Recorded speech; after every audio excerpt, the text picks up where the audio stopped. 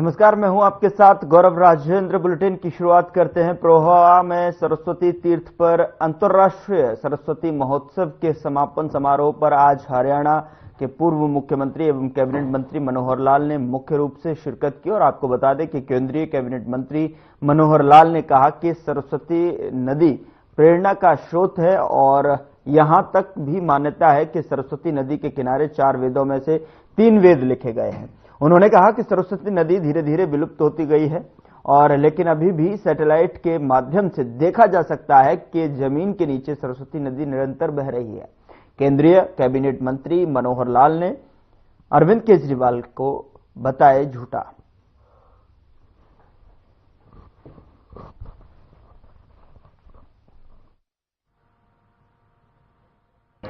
सरस्वती मेला जो प्राय हर साल ये हम कार्यक्रम उसका करते हैं, तो आज ये सरस्वती मेले का कार्यक्रम का समापन आज हुआ है।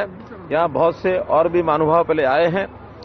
हमारा इतना ही कहना कि सरस्वती नदी एक हमारी प्रेरणा का एक स्रोत है। समाज जीवन की जितनी महत्वपूर्ण रचनाएं हैं, जितना साहित्य लिखा गया है, वो सरस्वती नदी के किनारे लिखा गया है।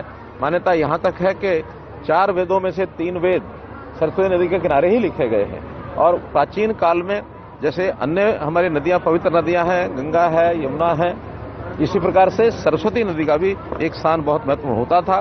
कालांतर में ये लुप्त हो गई। पहाड़ों में इसका जो पानी है वो डाइवर्ट होकर के बाकी नदियों में चला गया।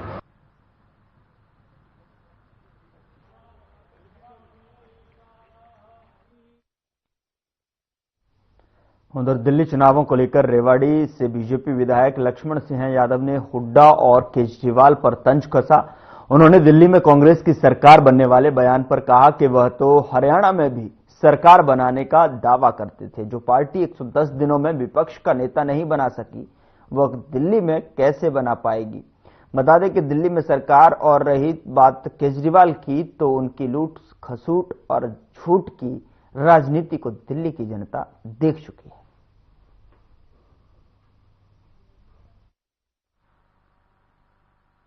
देखिए, हरियाणा में भी 5 और 8 का ही था। 5 को चुनाव हुआ था, 8 को रिजल्ट आए थे। तो आपको पता है हरियाणा में कैसे रिजल्ट आए थे। ऐसे ही दिल्ली में भी रिजल्ट आएंगे। 5 और 8 जो है, दिल्ली में हम पूर्ण बहुमत की सरकार बना रहे हैं और इसमें कतई अतिशयोक्ति नहीं है। और परसों चुनाव हो जाएगा और 8 तारीख को रिजल्ट आएगा। आप देखना मेरी बात कितनी सत्य सिद्ध होती है। देखिए, मैं तो जनता से अपील करना चाहूंगा, दिल्ली एक आप लोगों को शासन प्रशासन अच्छा चाहिए। दिल्ली की तरक्की हो वो होनी चाहिए, राष्ट्र की तरक्की हो वो होनी चाहिए। कांग्रेस को तो सबने भुगता है।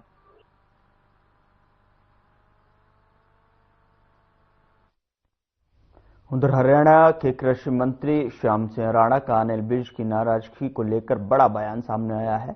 दरअसल आपको बता दें कि कृषि मंत्री श्याम सिंह राणा ने कहा कि अनिल विज सीनियर हैं, अच्छे नेता हैं। राणा ने कहा कि सरकार में कोई मतभेद नहीं है। इसके साथ ही उन्होंने कहा कि हर व्यक्ति का अपना स्वभाव है और अनिल विज सम्मानित नेता है।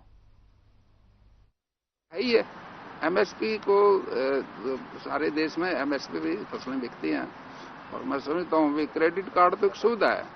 इसको अपनी सूझबूझ से कोई प्रयोग करेगा तो कोई दिक्कत थोड़ी है। उसको तो फायदा ही है, क्योंकि इसमें इंटरेस्ट भी कम है और कभी इमरजेंसी में काम आ जाता है। पैसा किसी से मांगने की जरूरत नहीं पड़ती। तो हर चीज का मतलब बढ़ोतरी तो रहेगी, बजट में बढ़ चुकी है। विपक्ष के कांग्रेस के नेताओं के बयान आए कि हरियाणा को कुछ मिला नहीं इस केंद्रीय बजट में, कोई परियोजना या कोई प्रोजेक्ट हरियाणा में नहीं है। देखिए, मैं समझता हूँ जो पुराना पंजाब है देश आजादी से पहले का, उससे पहले अगर आप रिकॉर्ड देखें, दिल्ली तो सब तहसील है हरियाणा की, सब सारे ही दिल्ली अपनी है, मिला क्यों नहीं। दिल्ली सब कुछ हमारा ही है, बाकी राजधानी है वो अलग चीज है। उस समय देश के अवस्था ऐसी थी। उधर ऑल इंडिया किसान खेत मजदूर संगठन ने तो शाम नई अनाज मंडी में बजट को किसान मजदूर विरोधी बताते हुए बजट की प्रतियां जलाकर विरोध जताया। संगठन के जिला प्रधान रोहतास सिंह सैनी ने बीजेपी सरकार के बजट को ग्रामीण गरीबों और किसानों के साथ एक धोखा बताया है। उन्होंने कहा कि बजट में किसान हितों और खेती की अनदेखी की गई है और किसान क्रेडिट कार्ड से लोन की सीमा 3 लाख से बढ़ाकर 5 लाख करने पर किसानों का भला होने वाला नहीं है। उनकी आमदनी बढ़ाकर आत्मनिर्भर करने के बजाय कर्ज के चक्कर में फंसाया जा रहा है। मनरेगा पर जरूरी ध्यान नहीं दिया गया।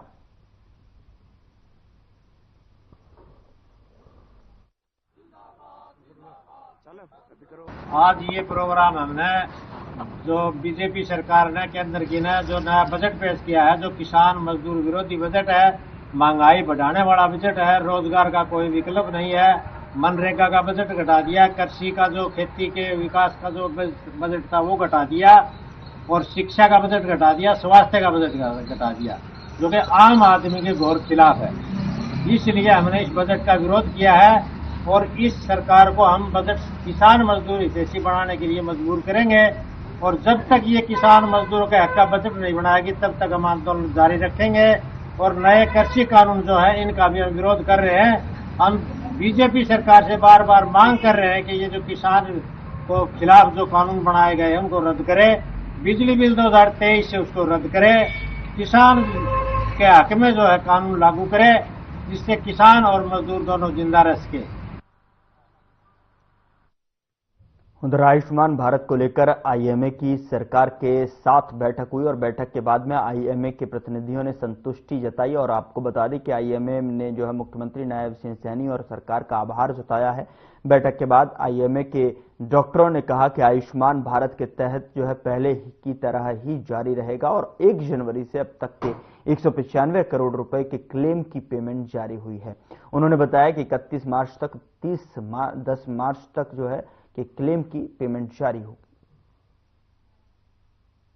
प्रधान डॉक्टर महावीर जैन आज कुछ सेहत की स्वस्थ होने के कारण आ नहीं पाए और हमने जो आज बातचीत हुई है सारी की सारी, जैसा कि मैडम ने बताया कि पहले भी हम डिपार्टमेंट के साथ बातचीत करते रहे हैं और माननीय मुख्यमंत्री श्री नायब सिंह सैनी जी ने हमें 8 जनवरी को काफी सारे आश्वासन दिए थे और उसी की फॉलोअप ये मीटिंग्स चल रही हैं।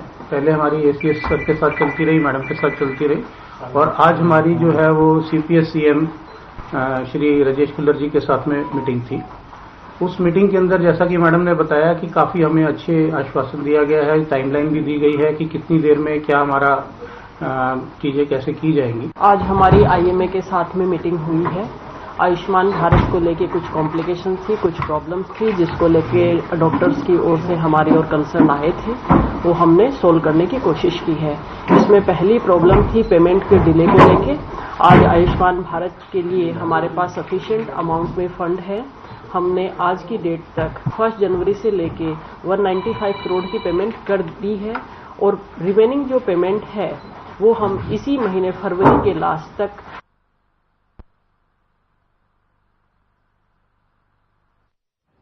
फरीदाबाद के सराय इलाके में स्थित एक होटल से शव बरामद हुआ है।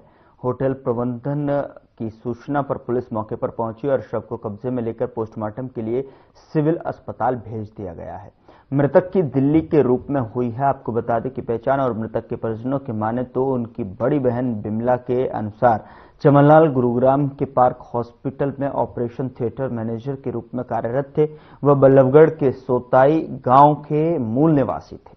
उनके परिवार में जो है एक 8 महीने की बेटी भी है। परिजनों ने बताया कि चमनलाल को अपने ही गांव सोताई में एक शादी समारोह में जाना था। रात में उनके अपने परिवार से बात हुई थी जिसमें उन्होंने शादी में पहुंचने की बात कही थी। अपनी तबीयत खराब होने का जिक्र भी किया था। आपको बता दें कि सुबह परिजनों को उनकी मौत की सूचना मिली। पुलिस ने होटल के सीसीटीवी फुटेज खंगालने शुरू कर दिए और पोस्टमार्टम रिपोर्ट का इंतजार किया जा रहा है। मौत के सही कारणों का पता पोस्टमार्टम रिपोर्ट आने के बाद ही चलेगा।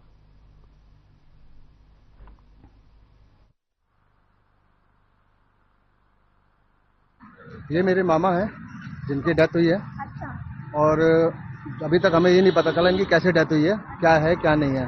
कितनी उम्र है उनकी? उनकी 53 साल है। 53 साल उम्र है। हाँ, और डॉक्टर हैं। अच्छा। उसमें गुड़गांव हॉस्पिटल में। हाँ, ओटी इंचार्ज हैं। अच्छा, तो कैसे मिला शव यहाँ पे, कैसे? सुबह मामी ने जब फोन किया, जब पता चला कि ऐसे बात है यहाँ पे हैं, बस हम देखने आए। और अभी तक हमें क्लियर नहीं हुआ कि क्या हुआ कैसे हुआ। अच्छा, वो बॉडी पे निशान है चोट ऐसा भी हमने अभी मुंह पे माउथ में ब्लड आया हुआ नाक में है पूरा और तकिए पे भी ब्लड लगा हुआ है। हमने देखा रूम के अंदर, अच्छा रूम के अंदर देखा है तकिए ब्लड लगा हुआ है और उसके नाक से या माउथ से ब्लड आया हुआ है। और एक रेट नहीं है जो भी अभी के कैसे डेथ हुई है क्या है नहीं है। उधर हरियाणा के फरीदाबाद में गुरुग्राम रोड पर मागर पुलिस चौकी के पास में रोड़ी से भरा ट्रोला बिजली के खंभे से टकरा गया, जिससे ट्रोला के अगले हिस्से में आग लग गई और इस हादसे में ट्रोला ड्राइवर की जलकर मौत हो गई। पुलिस ने मृतक के शव को पोस्टमार्टम के लिए भिजवा दिया है। आपको बता दें कि पुलिस ने इस पूरे मामले की जांच शुरू कर दी है। पुलिस का कहना है कि हर पहलू से मामले की जांच की जा रही है। मृतक के परिजनों को सूचना दे दी गई है और शव को पोस्टमार्टम के लिए फरीदाबाद के बादशाह खान अस्पताल भिजवाया गया।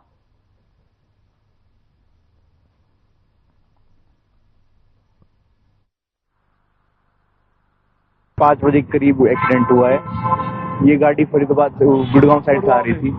आके यहाँ पे आग लगी ड्राइवर की या कुछ, आगे यहाँ पे सीधा डायरेक्ट टकराया है। उसकी टंकी फटने की वजह से आग लगी है। नाम इमरान खान। इधर से कोई गाड़ी आ गई सर, बचाने के चक्कर में गाड़ी बचाने के चक्कर में खंबे में लगी है।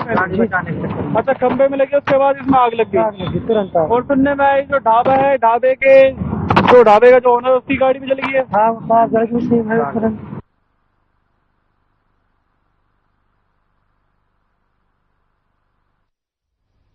खबर कुरुक्षेत्र से है, जहां सड़क दुर्घटना में एक बाइक सवार की मौत हो गई। बता दें कि बाइक सवार व्यक्ति का सड़क के साइड में रखी सीमेंट की कुर्सी से सिर टकराया था और जिसके बाद उसको उपचार के लिए हॉस्पिटल लेकर जाया गया, जहां डॉक्टरों ने मृत घोषित कर दिया।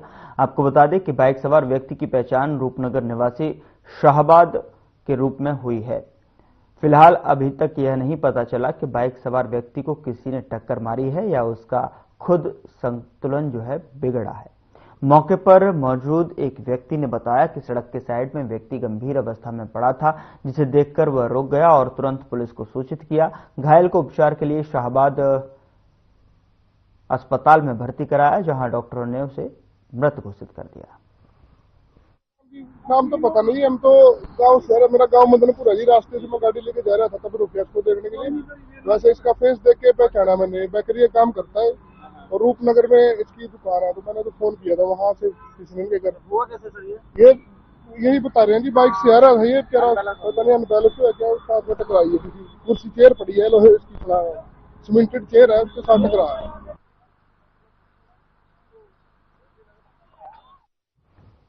उधर पलवल में गोलियों की तड़तड़ाहट से दहशत का माहौल बन गया। दरअसल आपको बता दें कि नीरज गैंग के दो कुख्यात 1-1 लाख के इनामी बदमाशों ने पुलिस की मुठभेड़ हुई।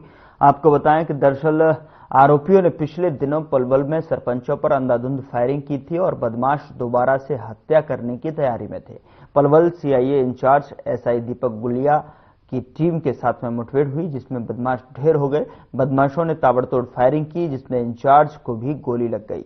इस मामले में डीएसपी क्राइम मनोज वर्मा ने जानकारी साझा की।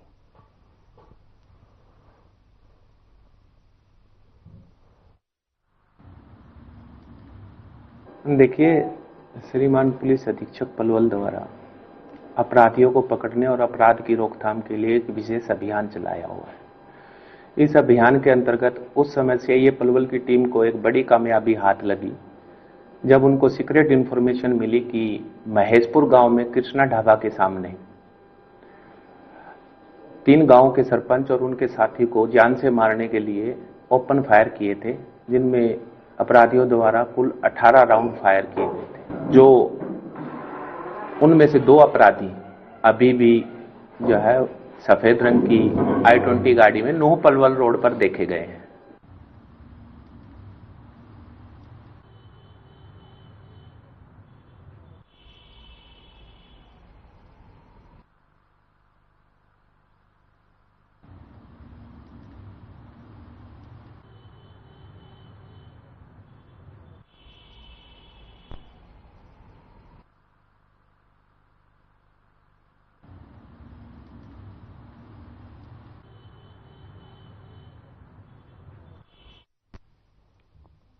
तो गोलियों की तड़तड़ाहट से दहशत का माहौल फैल गया। पलवल से एक खबर है जहां पर गोलियों की तड़तड़ाहट से जो है दहशत में है और ऐसे में जो है पुलिस और बदमाशों के बीच में मुठभेड़ देखने को मिली है, जहां पर बदमाशों को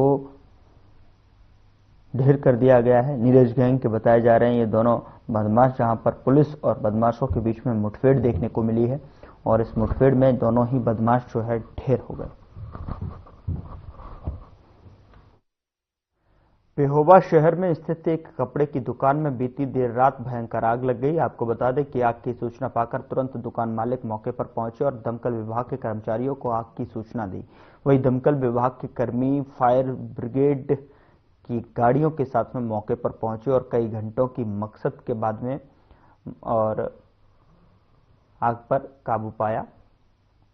दुकान मालिक अमित बंसल ने बताया कि फायर ब्रिगेड के कर्मचारी लगभग आधा घंटे देरी से जो है पहुंचे, जिसकी वजह से दुकान में रखा सारा सामान जलकर राख हो गया। अगर वह समय से आ जाते तो कुछ सामान को बचाया जा सकता था। उन्होंने कहा कि इस आगजनी में उसका 25 लाख रुपए का नुकसान हुआ है।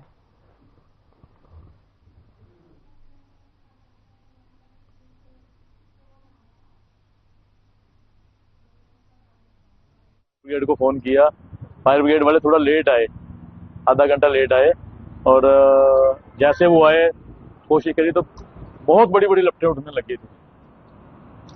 शटर खोलने के साथ ही अगर वो शायद टाइम पे आ जाते तो काफी बचाव हो जाता। कितने का नुकसान है? नुकसान 25 लाख रुपए के आसपास होगा माल।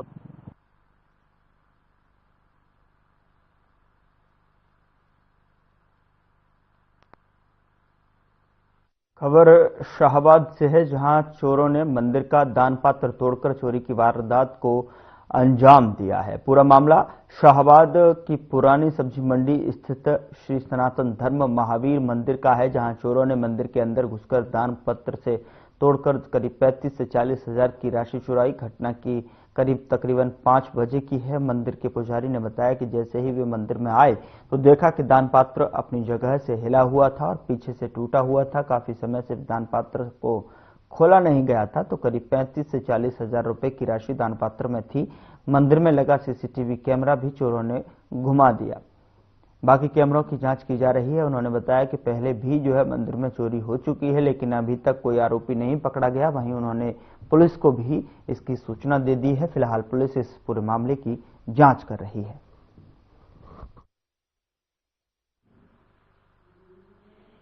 रोज की बात ही मैं सुबह 5 बजे मंदिर खोलने के लिए आता हूँ। जैसे मंदिर खोला तो देखा गुल्लक अपनी जगह से हिली हुई थी। मैंने देखा तो पीछे आगे ये गुल्लक टूटे, ये बहुत ही शर्मनाक बात है। तो इसमें राशि हो गई, काफी टाइम से खुली नहीं थी, इसमें 35-40 हजार रुपये हो गई। पहले भी हो चुकी है चोरी, पर उसके उगता कोई समाधान कुछ हुआ नहीं उसका भी। कैमरे, ये एक कैमरा घुमा रखा है, बाकी कैमरे हैं उनमें देखते हैं क्या फुटेज आई है। तो हाँ, मैंने सबसे पहले आके उनको 112 नंबर पर फोन कर दिया था।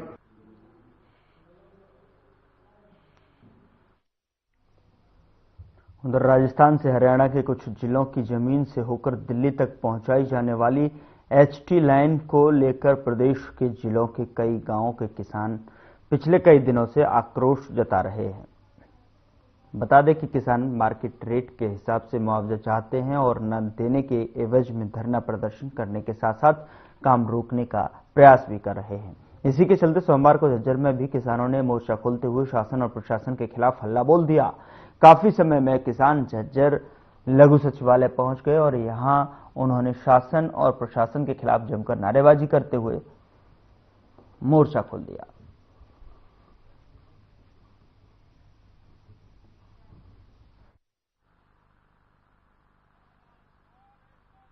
ये कंडेला लाइन निकल रही है राजस्थान से केतरी से। किसानों की धक्के से जमीन दबाई जा रही है, बगैर ही मुआवजा दिए, उचित मुआवजा दिए प्रशासन धक्का कर रहा है और प्रशासनिक जो अफसर हैं वो भी बदतमीजी कर रहे हैं किसानों के साथ। तो उचित मुआवजे की मांग कर रहे हैं। जो मार्केट सरकार कह रही है मार्केट मूल्य देंगे, मगर मार्केट मूल्य से कहीं कम मुआवजे का ऐलान हुआ है। तो हम चाहते हैं भी वो यूजर कमेटी जो बनाई थी उसने कम मुआवजे का ऐलान किया। पिछले जो प्रकार उठाए हैं, जो अब कलेक्टर रेट है वो उसमें जोड़े नहीं गए। तो मुआवजा जो मार्केट रेट के आधार पर मिलना चाहिए। जब तक मुआवजा नहीं तब तक ये काम रोकना चाहिए।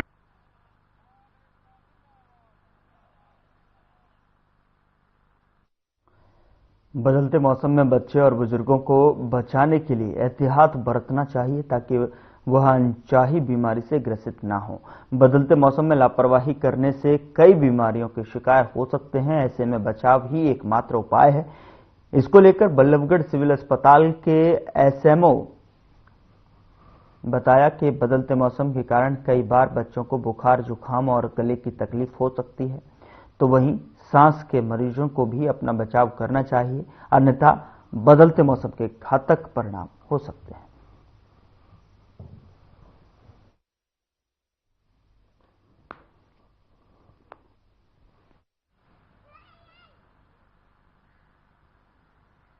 देखिए, बिल्कुल ठीक कहा आपने। सबसे पहले मैं ये कहूँगा, जैसे जैसे मौसम बदलता है, चाहे सर्दी से गर्मी आए तो गर्मी से सर्दी आए, तो बिल्कुल ठीक बात है कि लोग जो हैं थोड़ा सा बेखबर हो जाते हैं।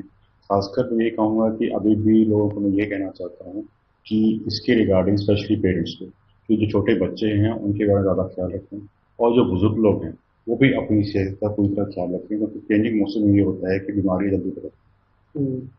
किस किस तरीके की बीमारी जो है वो चेंजिंग मौसम के दौरान जो है वो कहीं ना कहीं लोगों को परेशान कर सकती है? देखिए, जैसे अब हम देख रहे हैं कि मौसम जो है तो सर्दी का था, धीरे गर्मी की तरफ बढ़ रहा है, तो उसको चेंजिंग मौसम ये है कि अभी पूरी तरह से मैं ये कहूँगा कि सर्दी गई नहीं है और पूरी तरह से गर्मी भी आई नहीं है।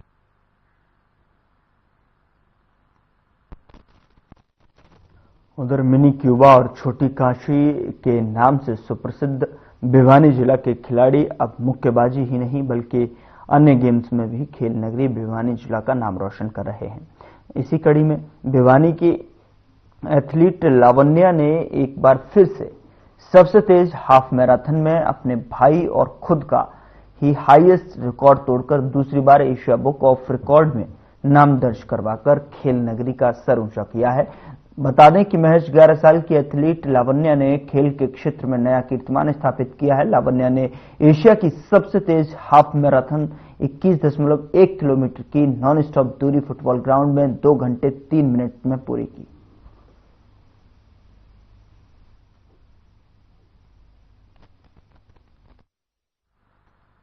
और मैं सबसे पहले तो लावण्या जी को बधाई देना चाहता हूं कि वो जो मेहनत कर रही हैं उसमें निरंतर वो कामयाबी की तरफ बढ़ती जा रही हैं और वो बेहतर से बेहतरीन होती चली जाएंगी अगर इसी तरह से मेहनत करती रहेंगी तो। और इनका जो अब ये दूसरा जो रिकॉर्ड है, जो एशिया बुक ऑफ रिकॉर्ड है, ये हाफ मैराथन कंप्लीशन का रिकॉर्ड है, जो ये अपने स्कूल के खेल के मैदान, जो इनका फुटबॉल ग्राउंड है, वहीं ये अभ्यास करते हैं, जो अलभाषा स्कूल में की छात्रा हैं, और उसी मैदान पर ये रोज लंबी दूरी की दौड़ करते हैं। लंबी दूरी की दौड़ जो होती है वो मैक्सिमम रोडों पे की जाती है, जो मैराथन है, हाफ मैराथन है, और 10 किलोमीटर से बड़ी दौड़ रोडों पे की जाती है। लेकिन मैंने इनको शुरू से ही मैदान पे लंबी दौड़ लगाना सिखाया, क्योंकि और लंबी दौड़ को आप रोड पे अगर दौड़ते हो तो थोड़ा सा अनसेफ हो जाता है, मौसम की वजह से भी कई बार और ट्रैफिक की वजह से भी। मैंने ये जो हाफ मैराथन है ये फुटबॉल ग्राउंड पे मारी थी नॉन स्टॉप 15 दिसंबर को, और ये जो है हमने जो ये रनिंग की थी ये हमने अपने यूट्यूब अकाउंट पे चलाई थी, जो हमने लाइव चलाई थी, फिर हमने वो आगे भेजी एशिया बुक रिकॉर्ड्स के पास, वहां पे उनने इसको वेरिफिकेशन की।